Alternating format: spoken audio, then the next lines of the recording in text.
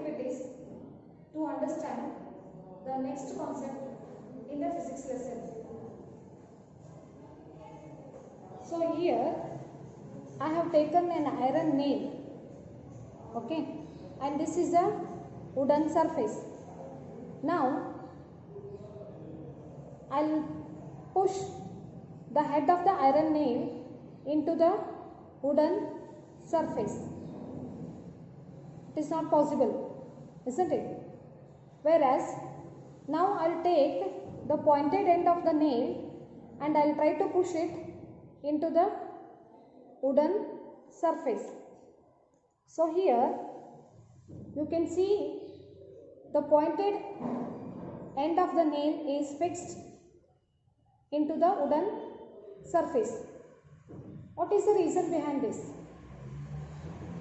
Yes, the reason is pressure.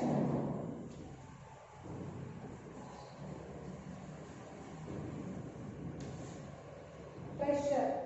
So here, what is pressure? Pressure means the force acting on unit area. Force acting on unit area of the surface. The force acting on unit area of the surface is called as pressure. Pressure can be written as force upon area. Force upon area.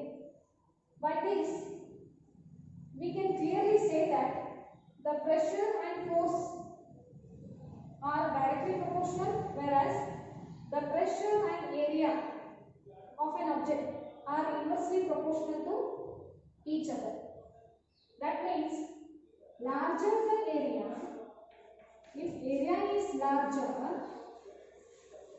then the pressure produced is less. Okay, so smaller the area, if the area is smaller, then pressure produced is more. Okay, so here once again I will explain this. The iron nail I have taken here, the head of the iron nail is not fixed into the surface because it is having the larger area and pressure produced is less here, whereas the pointed edge of the nail is having smaller area and the pressure produced is more here.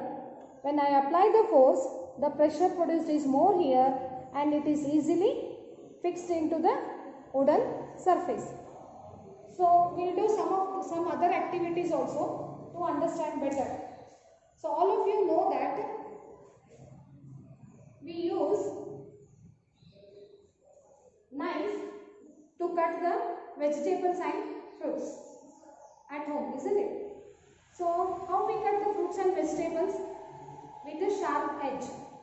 So now I'll cut this fruit with a sharp edge.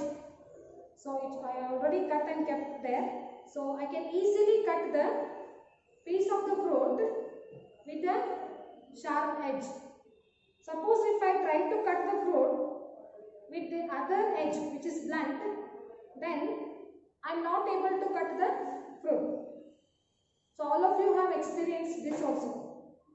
Here the area which is a sharp is having the lesser area is there. Therefore pressure produced on this area will be more and we can easily cut the vegetables. Whereas with this blunt surface or blunt edge, the area, the thickness is more. That is why pressure produced will be less. So this is one example for the pressure. So now we will do some more activities to understand pressure. So can you think that the liquids, they exert pressure? The liquids, does they exert pressure? To understand this, we'll do this activity.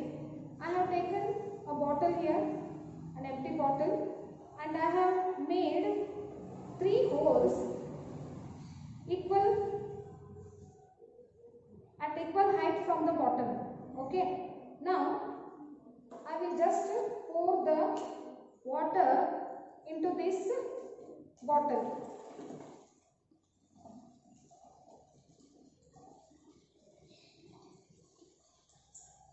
Okay. So you can see here, yes. So you can see the water streams are coming out of the hole equally in all the 3 parts.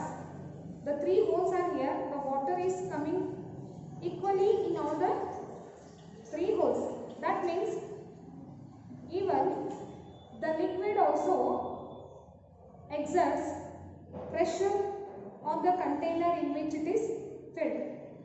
The liquid pressure is here equally distributed. That is why you can see the streams coming out equally there. Okay. So here we can understand that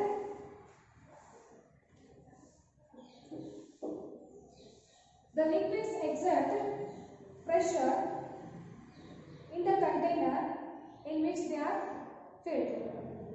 So then the one more question is, does the air exerts pressure? Yes, you clearly understood that the liquids exerts pressure on the walls of the container in which it is filled. And the question is, we have air around us, and does the air exerts pressure? To understand that, so here I have taken a balloon and I will inflate the balloon. Means I will fill the air in that balloon.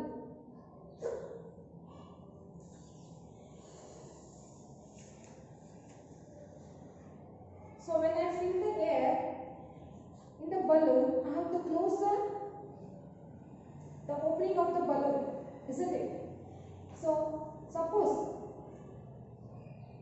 if I open this mouth of the balloon, then what happens?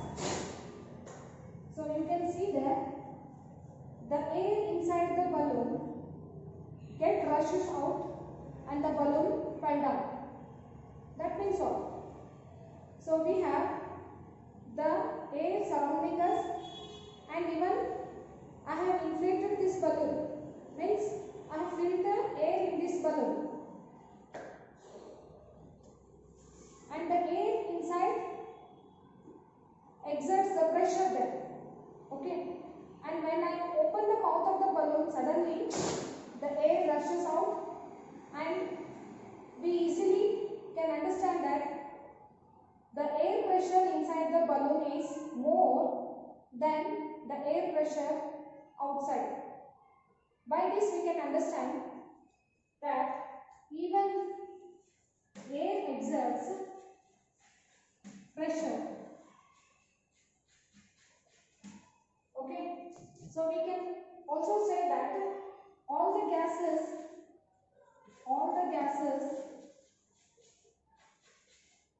exert pressure on the walls of the container,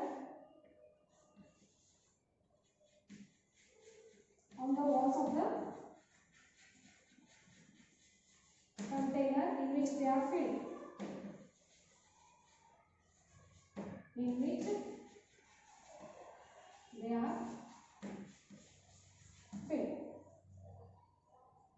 Okay. So as you know, the air is everywhere, isn't it? So suppose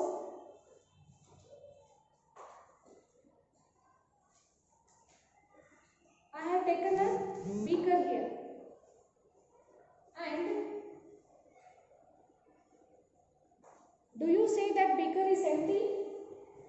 Do you say that beaker is empty? No. We have air inside this beaker. So we cannot say that beaker is just empty. Okay. So then the air which is present everywhere and this air which surrounds the earth. So let us take this as earth. So the air which surrounds the earth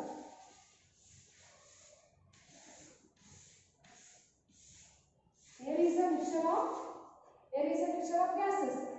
So the envelope of air which surrounds this earth